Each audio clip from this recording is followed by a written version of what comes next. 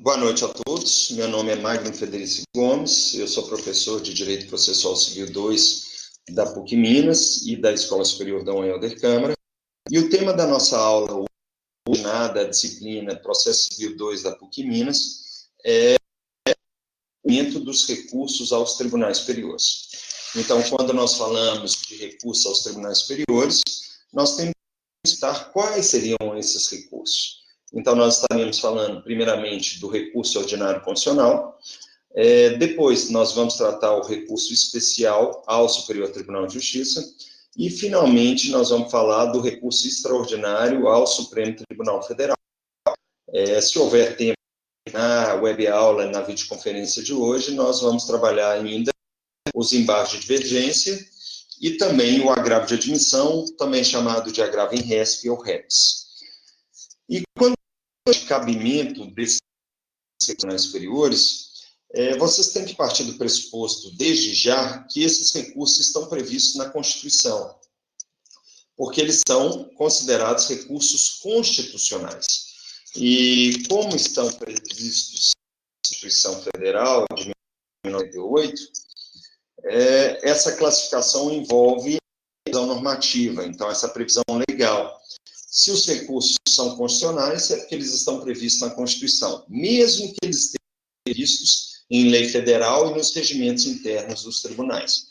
Mas nós temos também os recursos legais, que são aqueles previstos em lei federal, mas não previstos na Constituição, e que também estão previstos nos regimentos. E, finalmente, nós temos a última, que são os recursos regimentais, que era uma classificação existente quando o antigo agravo regimental.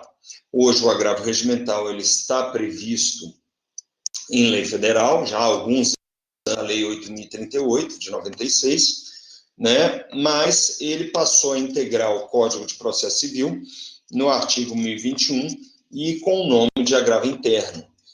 Então, a título de recursos regimentais, você pode colocar apenas a correção como uma modalidade de recurso, se você se afiliar de que correção parcial é recurso e não medida administrativa. Mas, dito isso, a gente continua os nossos trabalhos, porque a temática da nossa aula são os recursos aos tribunais superiores. E, então, a partir desse pressuposto, nós temos que tanto o recurso ordinário, quanto o recurso especial, quanto o recurso extraordinário, eles estão previstos na Constituição. Agora, nós falamos de agravo de admissão e também de embargo de divergência, eles não estão previstos na Constituição e estão previstos no Código de Processo Civil. E lá se prevê, juntamente com os regimentos internos, as especificidades desses dois recursos. Então, o primeiro recurso que nós temos que trabalhar aqui é o recurso ordinário constitucional. E ele tem a sigla perante o Tribunal, o Supremo Tribunal e o de CCRO. Quando nós falamos de recurso ordinário constitucional, ele está previsto em 2 artigos da Constituição e em 2 incisos. Primeiro, ele está previsto no artigo 102 da Constituição, mais exatamente no inciso 2, quando fala do recurso ordinário constitucional ao Supremo Tribunal Federal, ao STF. E esse recurso ordinário ao Supremo Tribunal Federal, ele é em algumas hipóteses, e essas hipóteses são ratificadas pelo artigo 1027 do CPC, porque nesse artigo 1027 do CPC, nós temos a previsão em lei federal do cabimento do recurso ordinário constitucional, tá claro? Então, quando a gente fala desses 2 artigos, eles indicam o cabimento desses recursos. Então, o que nós temos que saber claramente? Tá? Nós temos que saber, como primeiro requisito, que tem uma garantia constitucional, e essa garantia constitucional poderia ser um habeas corpus, um HC, um mandado de segurança, um MS, um habeas data, um HD, que eu estou falando aqui, ou ainda um mandado de injunção, decididos em única instância, decididos única instância. Então, quando a gente fala de única instância, estamos falando de PCOs. Significa que eles foram impetrados como PCOs. Então, eles foram decididos em única instância. Isso, segundo requisito, por tribunais superiores. Então, quando a gente fala dos tribunais superiores, nós estamos falando de todos os tribunais superiores que não sejam o Supremo Tribunal Federal. E quais são os superiores que não são o Supremo? O STJ, quem mais? O TST, a TSE, né? TSE e, por último, né, o STM, o Superior Tribunal Militar. E aí, além desses dois requisitos anteriores, nós temos mais um requisito, que é ele ser decidido, e quando ele for decidido por esse Tribunal Superior, seja proferido um acórdão denegatório. O que significa ser um acórdão denegatório? O acórdão denegatório é aquele que o entrante oferece a garantia constitucional, ela é dada em única instância por esses tribunais superiores, e o Tribunal Superior entende que o impetrante ou o paciente não tem razão. Então, quando eles não têm razão, isso significa que o Tribunal Superior dá razão para a autoridade coatora. Tá claro, gente? E essa é a hipótese de cabimento, né, de recurso ordinário constitucional ao Supremo. Tá bom, senhores?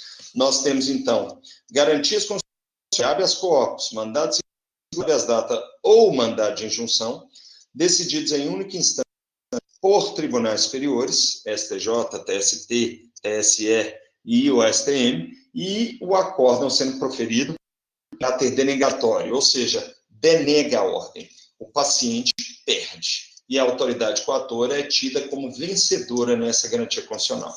Então, nós temos 4 requisitos cumulados. 4 requisitos cumulados. E esses requisitos cumulados, eles são indisponíveis. Para caber o recurso ordinário constitucional, você encheu os 4. Faltou um, não cabe mais recurso ordinário constitucional ao Supremo. Vocês têm que saber, interposto perante o Tribunal Superior, a COR, que proferiu a decisão, tá claro? Ele processa identicamente a um recurso de apelação, só que você, ao invés de endereçar ao juiz de primeiro grau, você endereça, tá, ao vice-presidente do Tribunal Superior. Esse vice-presidente vai abrir vista para contrarrazões e remeter os autos para o Supremo Tribunal Federal. E no Supremo Tribunal Federal, o recurso ordinário constitucional vai ser julgado como se fosse uma ação com participação do Ministério Público Federal, e ao final vai ser proferido um acórdão de 5 votos. Significa que o recurso ordinário constitucional tem prazo de 15 dias em matéria civil, não em matéria criminal, tá bom, senhores? Em matéria civil é o quê? Mandado de segurança, mandado de injunção, e ainda em habeas corpus por prisão, tá claro, gente? Por prisão civil, ele tem preparo, tá? E uma vez efetuado o preparo, abre contra razões e sobe para o Tribunal Superior. Tá bom, gente? Nesse momento eu vou abrir meu compartilhamento de tela para mostrar as disposições legais referentes ao recurso ordinário constitucional ao Supremo na Constituição e no Código de Processo Civil. Então, abrimos a nossa tela, o nosso compartilhamento de tela, e aí eu vou mostrar para vocês esses requisitos legais. Tá? Iniciando o compartilhamento de tela. Ele vai começar a aparecer agora para vocês, né? Compartilhar. Então, parece que já está com o compartilhamento de tela. Abriram 2 compartilhamentos, então vamos de novo. Tá bom, senhores? Então, vocês estão ou não, senhores? O compartilhamento? Deixa eu ver. Não estão vendo. Então, vamos tentar novamente o compartilhamento. Então, aqui, iniciando o compartilhamento, uma tela só, e aí a gente continua nossos trabalhos. Seguindo. Ah, minha gente.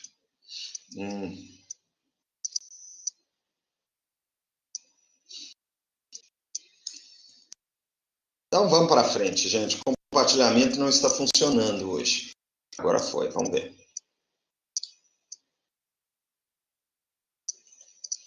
Aham. Sim, parece que está funcionando. Tá? Vai aparecer a tela e aí a gente faz o compartilhamento. Agora está funcionando. A partir de agora, vocês vão ter acesso à minha tela. E uma vez com acesso à tela, eu mostro para vocês a Constituição. Então, na Constituição, nós temos o artigo 102. O artigo 102 fala da competência do Supremo. Tá? Então, aqui, eu vou abrir e aumentar um pouco a tela aqui para vocês. Está muito pequena. E lá no artigo 102 da Constituição, nós temos a competência do Supremo, a guarda da Constituição, cabendo-lhe julgar. Está difícil hoje.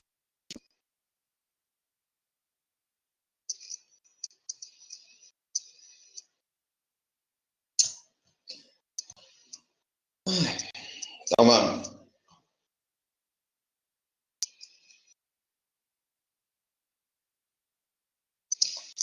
Não, gente, compartilhamento de tela não está adequado.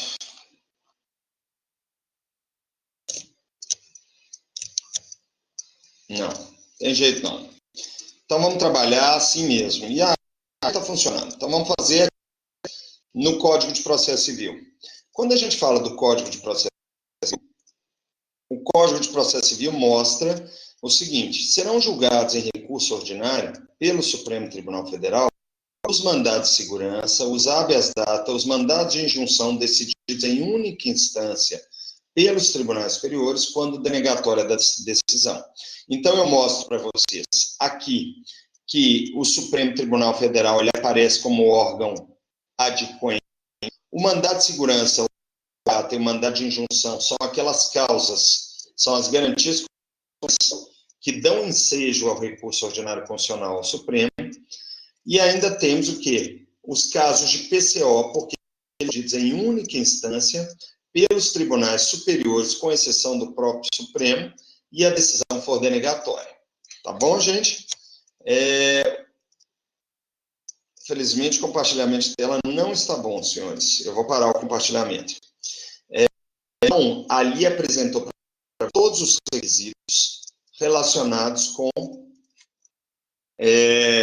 o cabimento do recurso ordinário constitucional ao Supremo.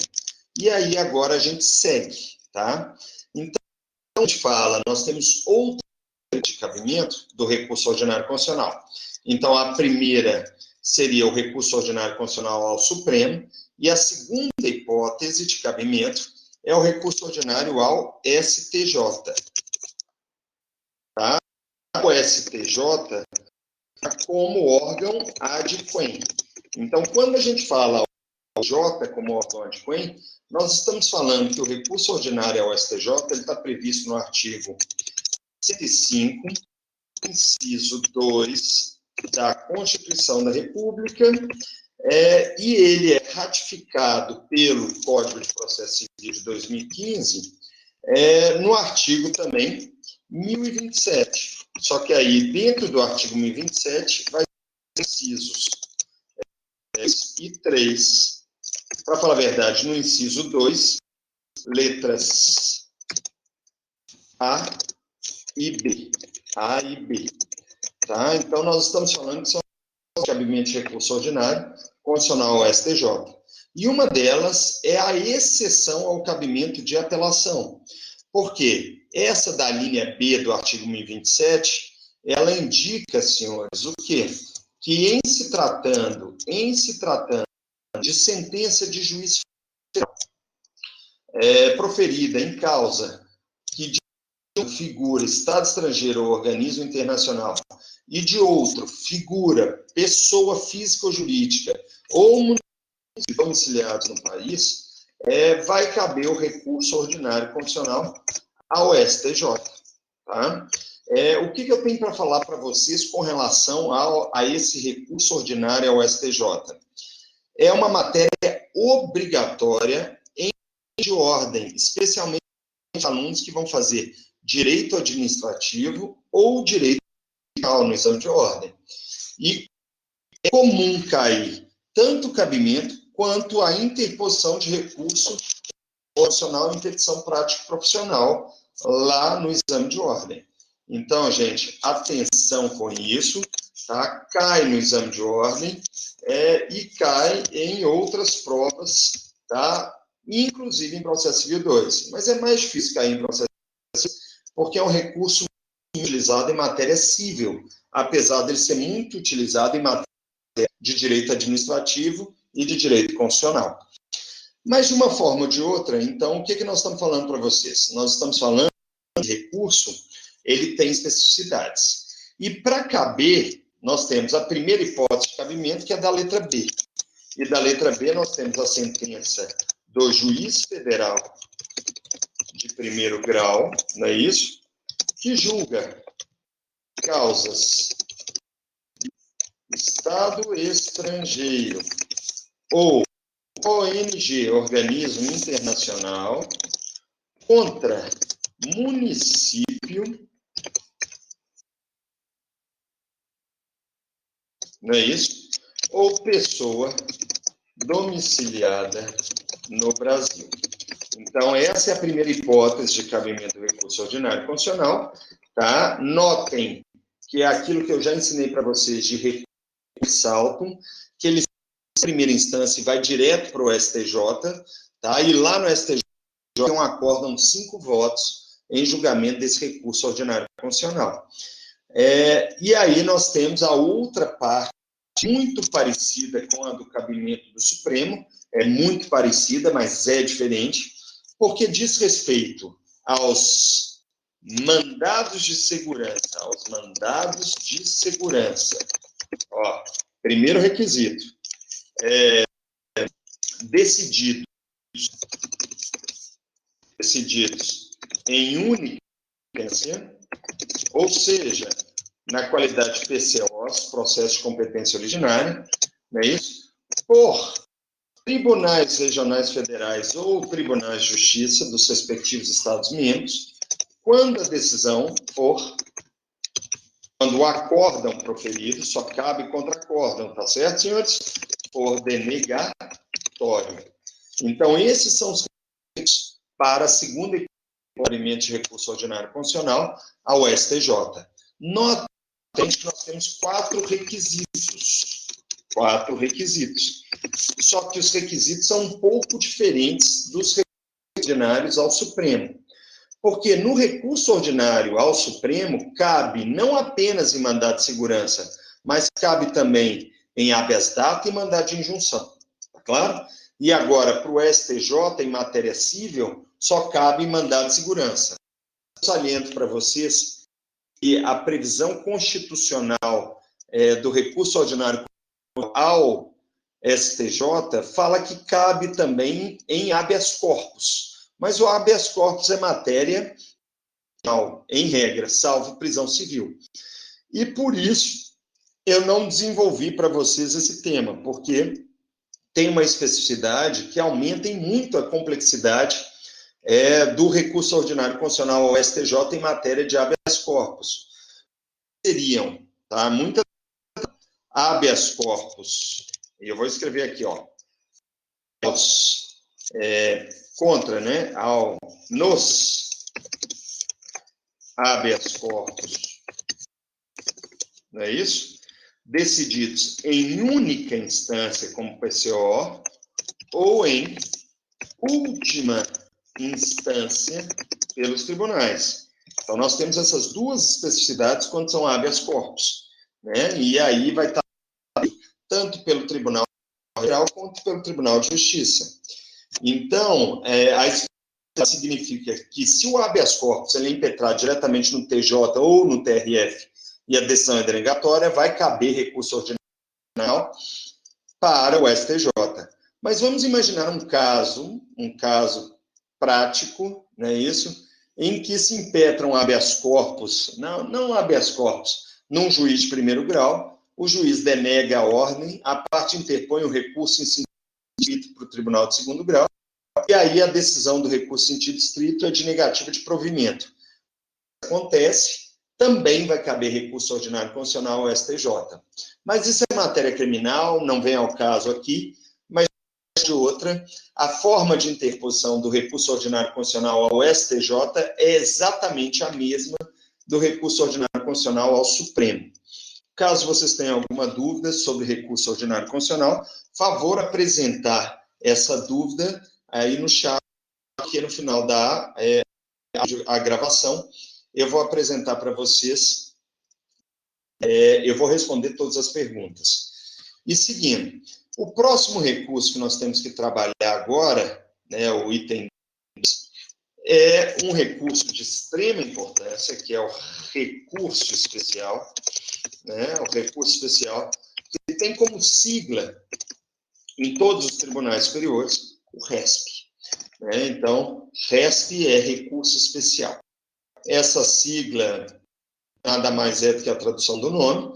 Vocês têm que saber que o juízo adquem do recurso especial é o STJ, é sempre o STJ, né? É o STJ. Ele está previsto na Constituição, né? E ele está previsto num artigo específico da Constituição, que é o artigo 105, inciso 3, né? Isso da Constituição da República de 88. Aí nós temos uma definição específica. Por quê? O artigo 5 prevê a competência que pertence ao STJ.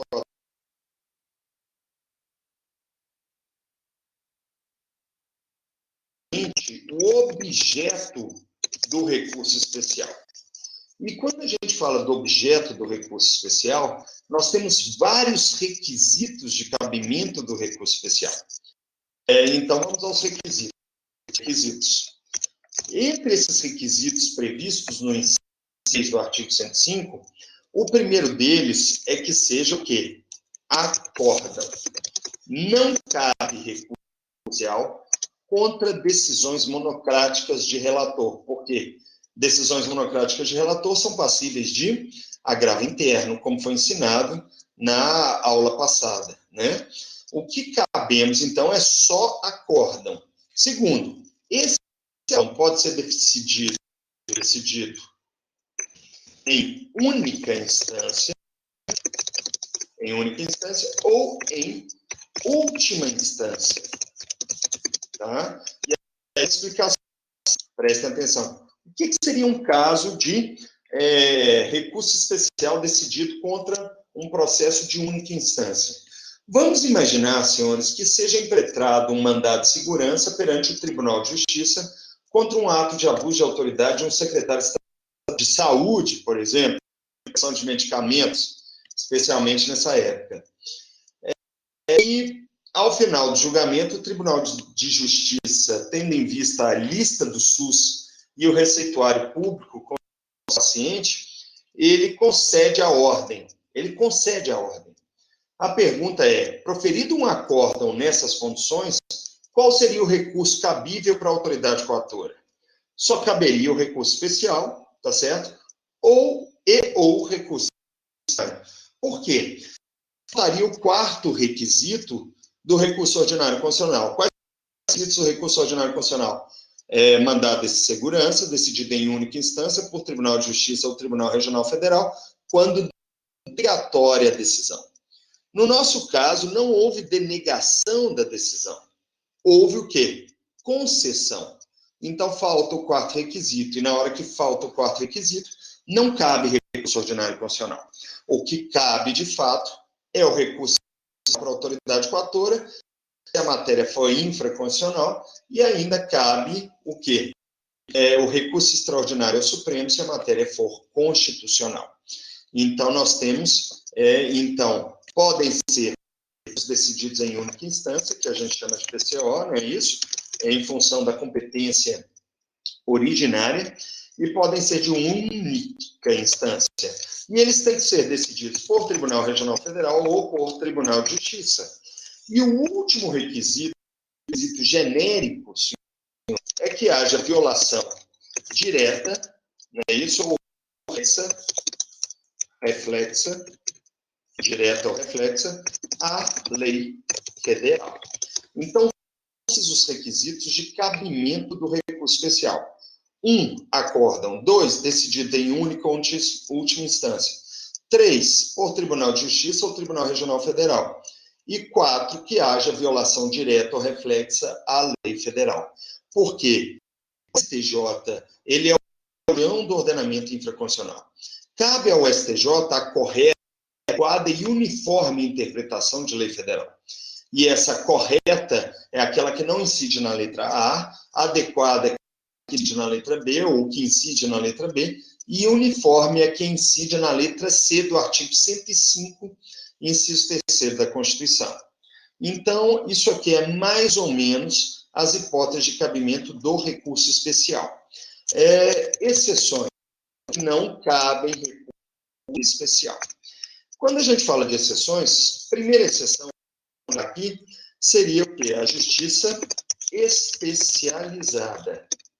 Então, quando a gente fala de justiça especializada, nós estamos falando de justiça trabalhista, né, isso, eleitoral e militar.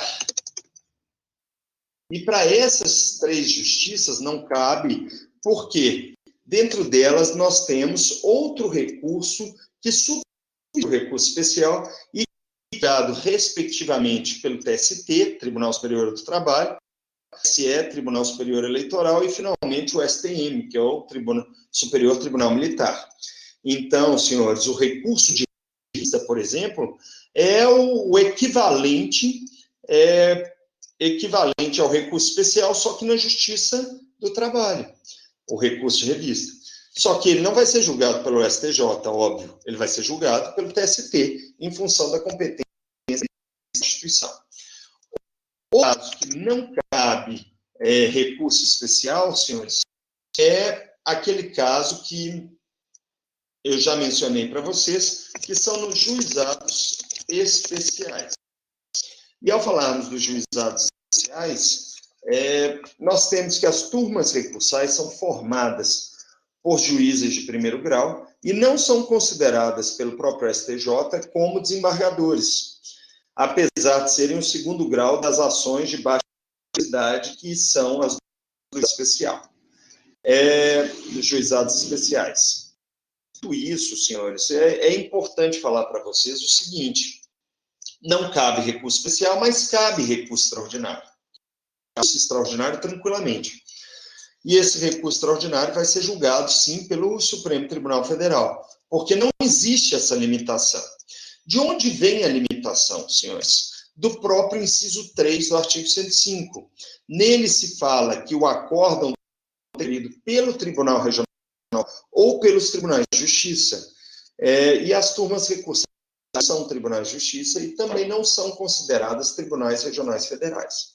Então, necessariamente, não se cabe recurso especial nos juizados especiais. Atenção! Tem uma medida judicial muito parecida com o recurso especial, que é chamada de pedido de uniformização de jurisprudência em juizados especiais de fazenda pública. Então, quando eu falo de fazenda pública, leia-se, tá? Leis 10.250 de 2001 e Lei 12.153 de 2009. Mais ou menos no artigo 14 dessas leis, nós temos um pedido muito parecido com o recurso especial, que não é recurso especial. Tá bom, senhores? A uniformização de juizados especiais federais e de juizados especiais de pública. Quando nós falamos desses pedidos, eles equivalem a um recurso especial por dissídio jurisprudencial. E esse dissídio jurisprudencial, então, é quando existe divergência na interpretação jurisprudencial entre mais de um órgão diferente de juizados especiais. E aí, esse pedido de uniformização, ele é julgado pela TNU. os TRUs. Tá? A TNU é a Turma de Uniformização e as TRUs são as Turmas Regionais de Uniformização. Então, se o conflito jurisprudencial entre turmas recursais de uma mesma região da Justiça Federal, o pedido de uniformização de direito material vai ser julgado pela TRU. Agora, se é entre turmas recursais de diferentes regiões, que a gente sabe que a Justiça Federal já tem 5 regiões, e brevemente deverá ter a do número de regiões, né? Nós temos que, se houver esse dissídio entre turmas recursais de regiões diferentes, quem vai julgar vai ser a Turma Nacional de Uniformização. Tá bom, senhores? Agora eu volto a falar para vocês. Pedido de uniformização de jurisprudência não é recurso especial. Não é recurso especial. Tá bom, minha gente? Seguindo. A terceira exceção, também uma exceção, a regra geral, e essa regra geral que aplica tanto para o recurso especial quanto para o extraordinário, é que não cabe recurso especial enquanto não houver o esgotamento de todas as instâncias recursais e ordinárias inferiores. Então, não cabe RESP, não é isso? Enquanto não houver o esgotamento de todas as instâncias recursais ordinárias e inferiores, né?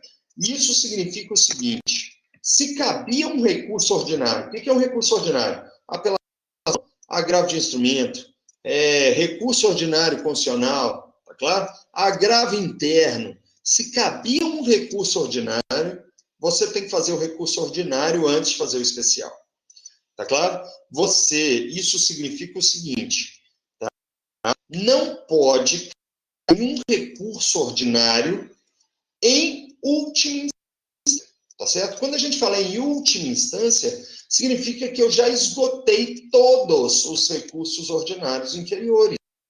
E em função desse esgotamento é que vai caber, de fato, né, o nosso recurso especial ao STJ.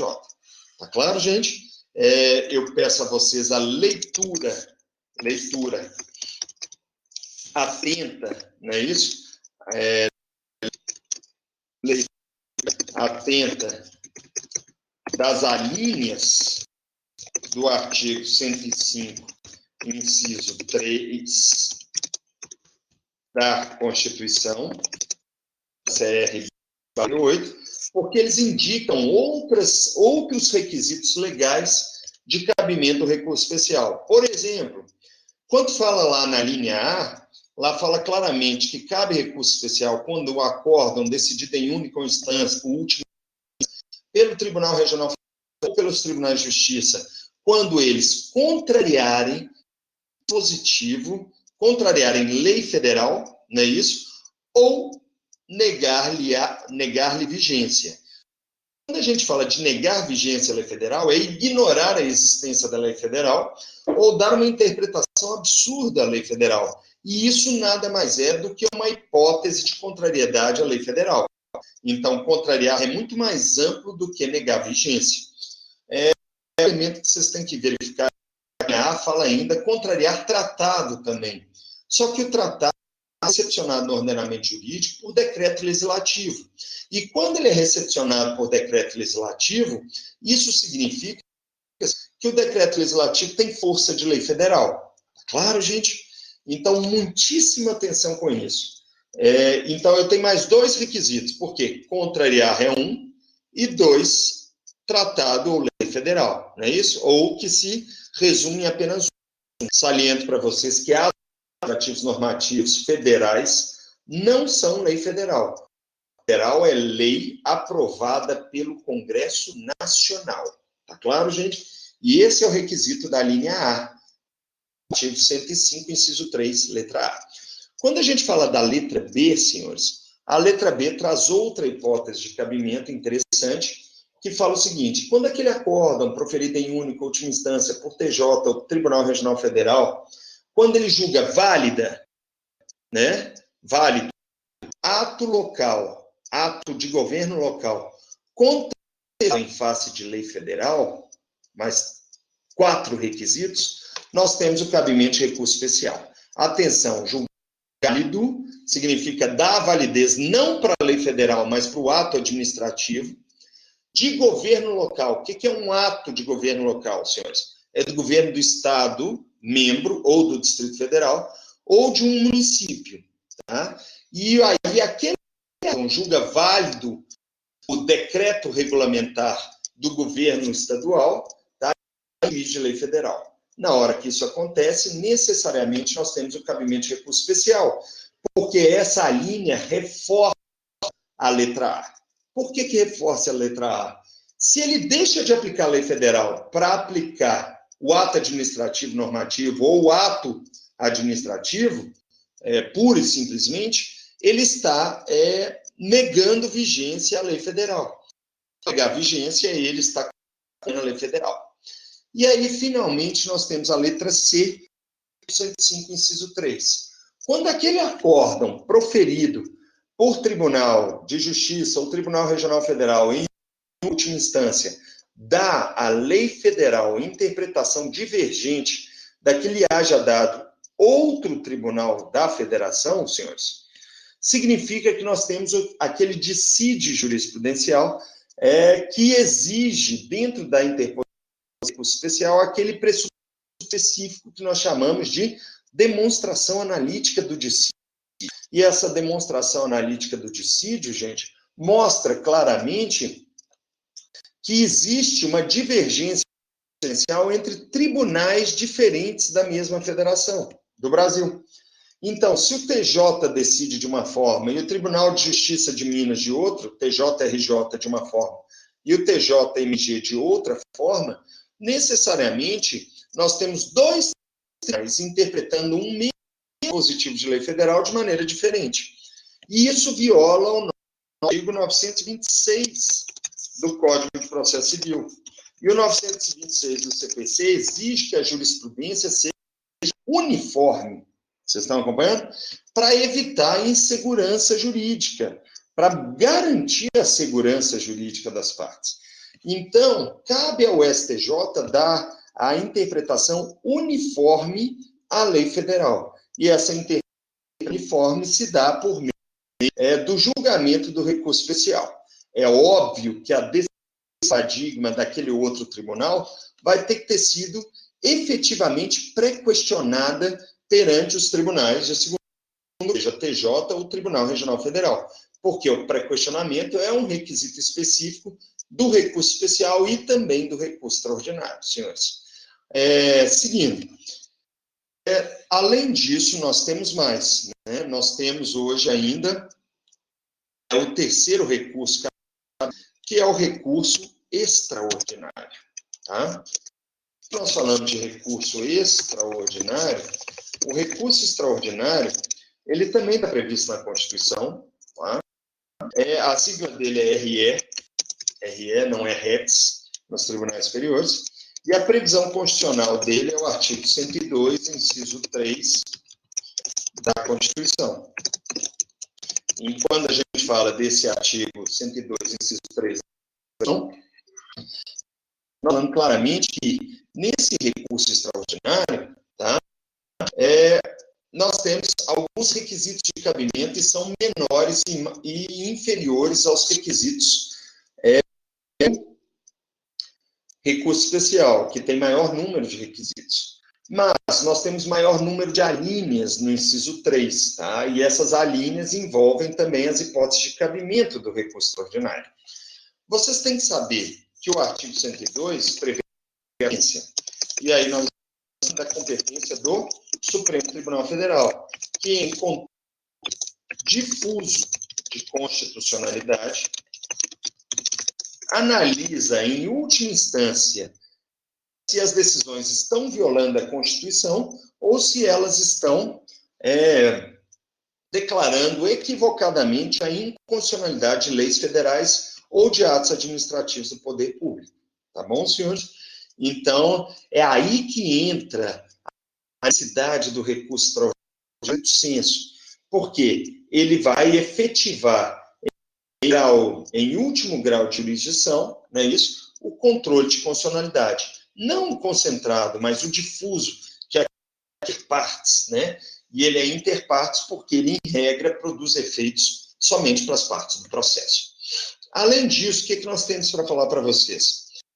O objeto do recurso extraordinário está no inciso 3. Quando a gente fala de objeto do recurso extraordinário, nós estamos falando dos acórdãos proferidos em única, ou seja, como PCOs, processo de competência originária, ou em última instância, não é isso? Quando houver violação, e aí eu vou escrever aqui, direta a dispositivo autoaplicável da Constituição da República. Essa é a regra geral de cabimento do recurso extraordinário. Acórdãos proferidos em única ou última instância, PCOs, ou após o esgotamento de todos os recursos ordinários, em que haja violação direta a dispositivo autoaplicável da Constituição. Não é admissível, hoje em dia, pelo Supremo Tribunal Federal, análise em violação reflexa à Constituição. A violação tem que ser sempre direta a dispositivo da Constituição. E falamos disso, senhores, muitíssima atenção. Nós estamos falando que a única exceção de cabimento é aquela que eu já mostrei para vocês anteriormente, que não cabe recurso extraordinário per saltum, tá? Então, não cabe recurso extraordinário enquanto não houver o esgotamento de todas as instâncias recursais ordinárias e inferiores. Isso é obrigatório, tá bom, senhores? Eu não tenho como sair, em geral, da primeira, tem até uma exceção lá, que cabe recurso extraordinário contra a sentença, que é aquela sentença de julgamento dos embargos infringentes em execuções fiscais, cujo valor não ultrapassa 50 ienes, tá claro? Nesse caso, vai caber, sim, o recurso extraordinário, mas, contra a sentença, mas não existem outras hipóteses no processo civil. Porque, primeiro, eu vou ter que interpor a apelação, ou agravo de instrumento, ou agravo interno, ou mesmo, em algum recurso ordinário, para depois fazer o recurso extraordinário ao Supremo, se houver violação da Constituição da República, senhores. Isso é muito importante. E aí eu volto a falar para vocês. Eu também preciso de leitura atenta das alíneas do artigo 102, inciso 3 da Constituição da República. Porque nós temos 4 alíneas. 4 alíneas. E essas 4 alíneas parecem se repetir, mas elas não se repetem. Elas são totalmente diferentes das alíneas do recurso especial. Tá? Porque ela fala o seguinte: cabe recurso extraordinário quando o acórdão, ou em aquele caso excepcional, a sentença, proferida em única ou última instância, quando ela contrariar dispositivo da Constituição. E aí, nessa contrariedade, aplica-se a súmula 400 do Supremo Tribunal Federal, que confunde o juízo de admissão com o juiz de mérito, senhor. Porque ela fala que decisão que deu razoável interpretação à lei, que não seja melhor, não autoriza recurso extraordinário do artigo 101, inciso 3 da Constituição. Cuidado, essa súmula, ela é anterior à Constituição de 88, mas ela continua sendo aplicada hoje em dia. Porque a gente vê uma prática viciada perante os tribunais superiores de confundir o juízo de admissibilidade com o juízo de mérito desses recursos. E por que eles confundem? Eu vou repetir. A partir de quando ficou mudo o áudio, senhores? A partir de quando?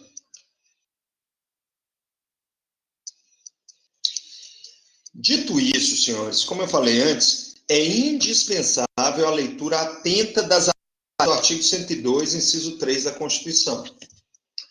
São eles que prevêem a violação direta aos dispositivos da Constituição. E esses dispositivos, segundo o entendimento supremo, têm que ser autoaplicáveis.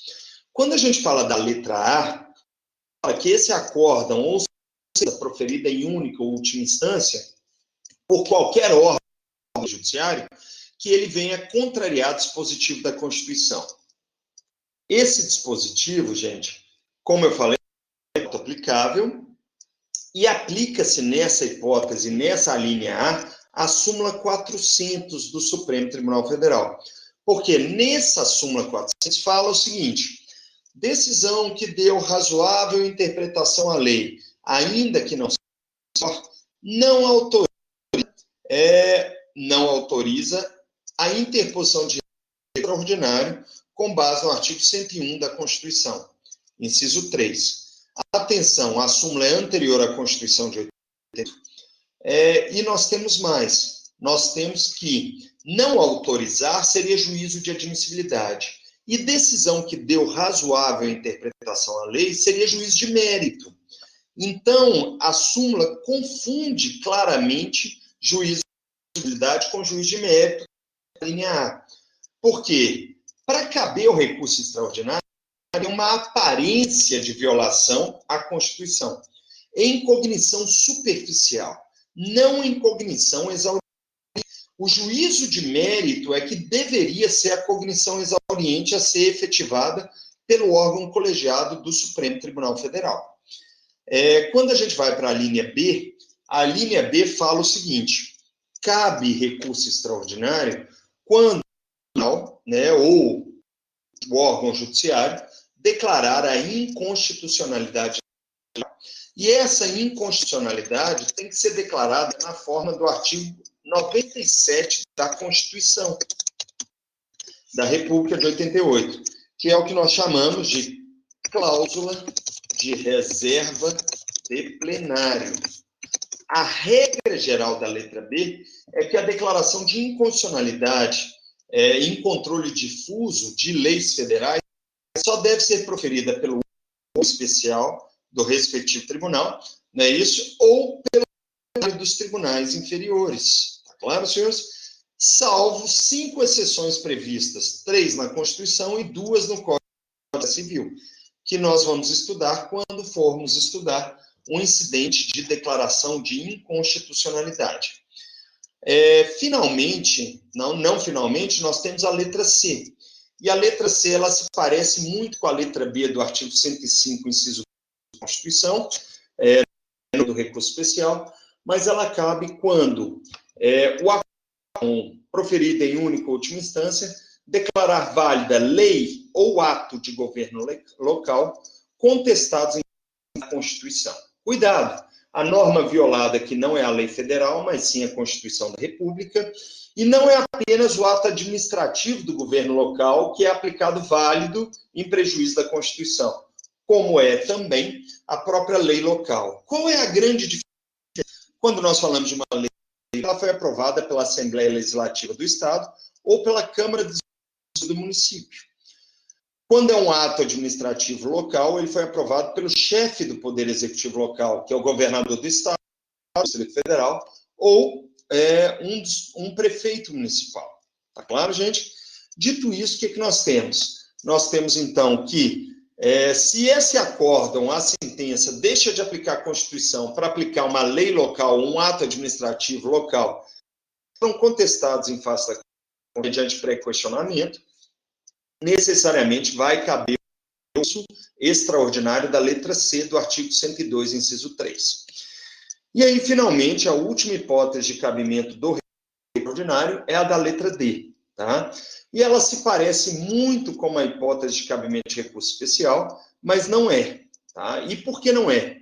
A letra D fala o seguinte: sempre que a decisão julgar válida lei local contestada em lei federal, haverá recurso extraordinário. Por quê? Se por acaso um poder legislativo local, Assembleia Legislativa ou Câmara dos Vereadores, invade a esfera de competência legiferante da União, a violação não é a lei federal propriamente dita, mas a competência para legislar em determinadas matérias, como, por exemplo, o artigo 22.1. E isso nós chamamos de usurpação da competência legiferante. E aí, conflito de competência ou de atribuições entre o Supremo e o STJ, nessa hipótese, solucionada pela Emenda Constitucional 45, de 2004. E o Constituinte derivado declarou que a competência para analisar essa matéria, ou seja, a usurpação de competência legiferante, pertence ao Supremo e não ao STJ. E essas são as de cabimento do recurso extraordinário. Muita atenção. Recurso extraordinário, eles são interpostos, em regra, nos tribunais de segundo grau. Tá claro, gente? E o vice-presidente do tribunal, a prazo de contrarrazões, ele vai fazer o juízo de admissibilidade.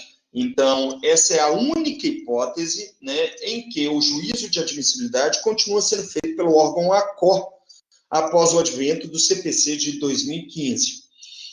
Se o vice-presidente nega seguimento a recursos especiais extraordinários e se utiliza para negar seguimento a esses recursos a ausência de pressuposto recursal, ou seja, tempestividade, cabimento, pré-questionamento, ausência de demonstração analítica de dissídio, ausência de repercussão geral, né, caso já tenha decisão prévia do Supremo sobre o assunto, e ainda diz respeito à forma legal, o recurso cabível é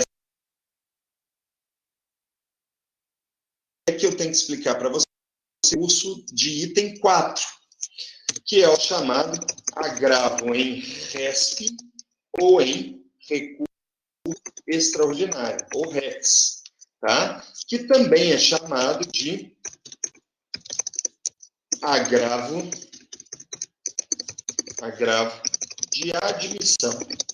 Ele está previsto no artigo 1042C, tá? E ele não se aplica quando o vice-presidente nega seguimento com base em precedente judicial.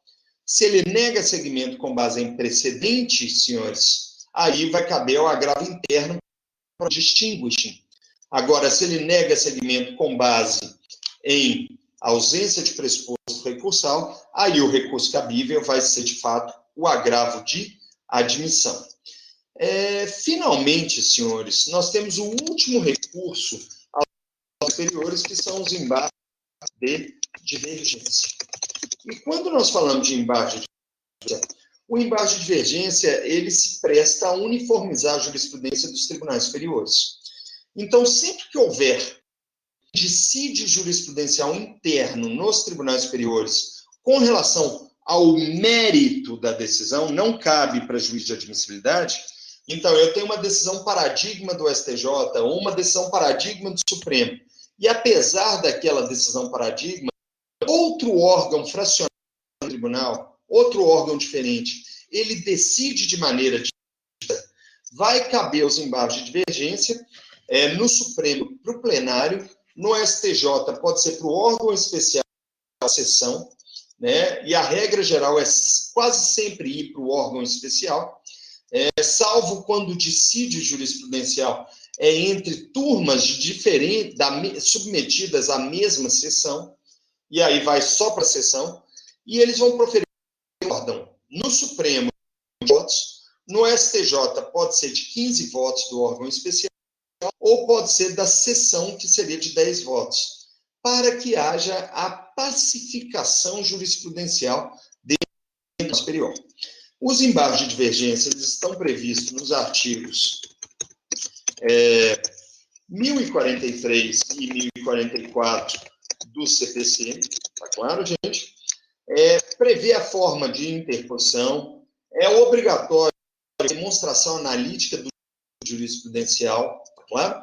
O prazo de interposição é de 15 dias, preparo, tá? Ele é interposto, endereçado ao relator, que depois de abertas as contrarrazões, abre-se novo relator, quer dizer, os autos são conclusos para novo relator, e aí no novo relator, seja do plenário ou do órgão especial / sessão no STJ, eles vão proferir um acórdão para tentar pacificar a jurisprudência interna daquele tribunal. Dessa forma, senhores, eu apresentei para vocês todos os recursos aos tribunais superiores, que são o recurso ordinário constitucional, o recurso especial, o recurso extraordinário, o agravo de admissão em recurso especial e extraordinário, e, finalmente, o embargo de divergência. Para todos os efeitos, esse é o cabimento desses recursos, né? Eu gosto de falar para vocês que você tem que comprar o dissídio jurisprudencial no inteiro teor da decisão paradigma, que foi rejeitado pelo órgão ACOR, né? Tanto no recurso especial, quanto nos embargos de divergência, quanto na uniformização de jurisprudência. Mas a gente tem o seguinte: esses recursos, eles não objetivam, senhores, a tutela do direito subjetivo das partes, com exceção do recurso ordinário constitucional, né? Mas elas tutelam o direito objetivo, ou seja, o ordenamento jurídico. Então, os tribunais superiores, eles não existem, senhores, para o que nós chamamos de briga de vizinhos, furto de galinha. Eles estão ali para decidir as matérias mais importantes para a jurisdição nacional, e uma das grandes finalidades, hoje em dia, dos tribunais superiores é a criação de precedentes jurisprudenciais, sejam eles orientativos, sejam eles vinculantes, porque, com base nesses precedentes, é que os tribunais, os órgãos jurisdicionais inferiores, vão continuar decidindo as causas de repetição, ou seja, aquelas causas que trazem idêntica controvérsia àquelas que foram apreciadas no precedente judicial. Essa é a grande finalidade dos tribunais superiores. Não é um terceiro grau de jurisdição. É o exercício da jurisdição que outorga segurança jurídica ao país como um todo. Então, senhores, esses recursos talvez mais difíceis de serem interpostos pela quantidade de requisitos, são os recursos em que, de fato, você verifica a aplicação do ordenamento jurídico e ainda, né, a prevalência da jurisdição sobre os demais conflitos de interesse.